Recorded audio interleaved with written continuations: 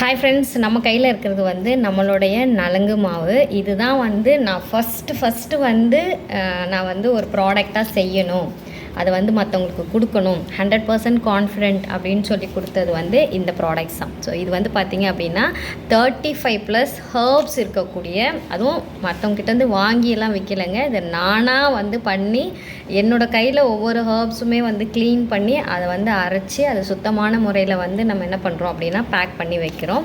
So இது வந்து பார்த்திங்க அப்படின்னா நீங்கள் டெய்லி குளியல் பொடியாகவும் யூஸ் பண்ணலாம். அது மட்டும் இல்லாமல் நீங்கள் ஒரு பேக்காகவும் யூஸ் பண்ணலாம். ஸோ பேக்காக யூஸ் பண்ணணும் அப்படின்னா எப்படி உங்களுக்கு ரிசல்ட் இருக்குது அப்படின்றதையும் நான் வந்து ஒரு வீடியோவில் வந்து சொல்லியிருக்கேன். ஸோ அதையும் பாருங்கள். இதை வந்து நீங்கள் வீக்லி த்ரைஸ் வந்து பேக்காக யூஸ் பண்ணலாம். டேன் நல்லா ரிமூவ் ஆகும். அதே சமயம் நீங்கள் டெய்லி குளியல் பொடியாகவும் யூஸ் பண்ணலாம். நம்ம முன்னோர்கள் காலத்தில் சோப்பெல்லாம் கண்டுபிடிக்கிறதுக்கு முன்னாடி இந்த மாதிரி ஒரு நலங்கு மாவு பொடியை இதை யூஸ் பண்ணி தான் குளித்தாங்க. ஸோ இப்போ வந்து பார்த்திங்கன்னா ஏதாவது விசேஷம்னா நலங்கு வைக்கிறதுக்கு தான் நலங்கு மாவு பொடி யூஸ் பண்ணுறாங்க. ஆனால் இதில் எந்த கெமிக்கலும் கிடையாது. 100% ஷுர் நீங்கள் தாராளமாக யூஸ் பண்ணலாம். ஸ்கின்னுக்கு நல்ல ரிசல்ட் கொடுக்கும். உங்கள் ஸ்கின்னை நல்லா மாய்ஸ்சராகவும் வச்சுருக்கும்.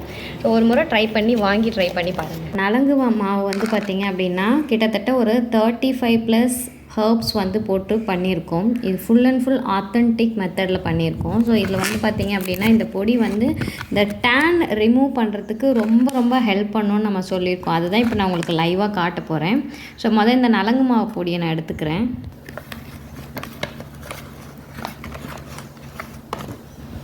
இது வந்து ஒரு ஸ்பூன் எடுத்துக்கலாம். ஸோ இதில் வந்து நான் என்ன பண்ண போகிறேன் அப்படின்னா இப்போது தயிர் வந்து ஆட் பண்ண போகிறேன். நீங்கள் வந்து தயிர் இருந்தால் தயிரும் போட்டுக்கலாம். அப்படி இல்லை அப்படின்னா நீங்கள் ரோஸ் வாட்டர் வந்து போட்டுறீங்க அப்படின்னாலும் ரோஸ் வாட்டரும் போட்டுக்கலாம். இல்லை பால் கூட நீங்கள் ஆட் பண்ணிக்கலாம். ஸோ இன்றைக்கி நான் வந்து தயிர் எடுத்துக்கிறேன். கொஞ்சம் தயிர் நல்லா புளிச்ச தயிராக இருந்தால் கூட உங்களுக்கு இன்னும் நல்லா ரிசல்ட் ரொம்ப நல்லாயிருக்கும். ஸோ இதை நல்லா கலக்கிக்கலாம். ஸோ உங்களுக்கு லைவாக காட்ட போகிறேன் எந்த அளவுக்கு வந்து இது டேன் ரிமூவ் பண்ணுது அப்படின்னு சொல்லிட்டு. ஸோ இந்த மாதிரி நல்லா ஒரு திக் பேஸ்ட்டாக வந்து கலந்து வச்சுக்கோங்க. கலந்துட்டு இப்போ நான் என்னோடய கையில் வந்து அப்ளை பண்ணி காட்டுறேன். நான் கையிலே தான் எடுத்துக்கிறேன்.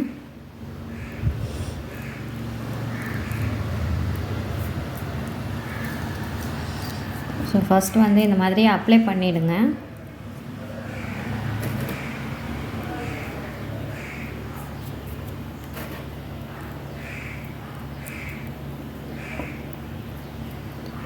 நீங்கள் உங்கள் ஃபேஸ்லேயும் இதே மாதிரி தான் அப்ளை பண்ணிவிட்டு என்ன பண்ணுங்கள் அப்படின்னா ஜென்டலாக இப்படி மசாஜ் கொடுங்க. ஒரு கிட்டத்தட்ட 5 to 10 மினிட்ஸ் வந்து நீங்கள் உங்கள் ஃபேஸில் ஜென்டலாக என்ன பண்ணலாம் அப்படின்னா இந்த மாதிரி மசாஜ் கொடுங்க.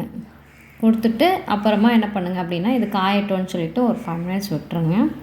ஸோ இப்போ இது கொஞ்சம் காயிற வரைக்கும் நம்ம வெயிட் பண்ணுவோம்.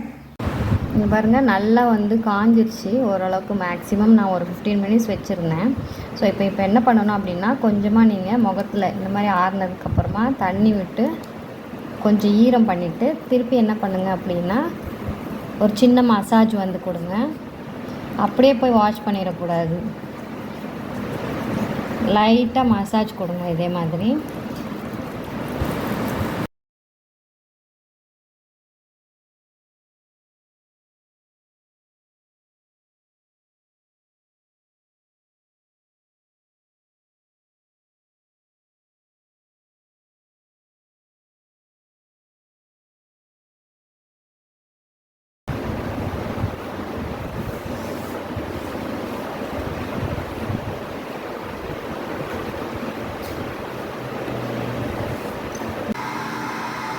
ஸோ இங்கே பாருங்கள், இந்த கைக்கு பாருங்கள், இந்த கையும் பாருங்கள். ஸோ எந்த அளவுக்கு வந்து உங்களுக்கு டேன் வந்து போயிருக்கு அப்படின்னு சொல்லிட்டு நல்ல ஒரு வித்தியாசம் தெரியும்.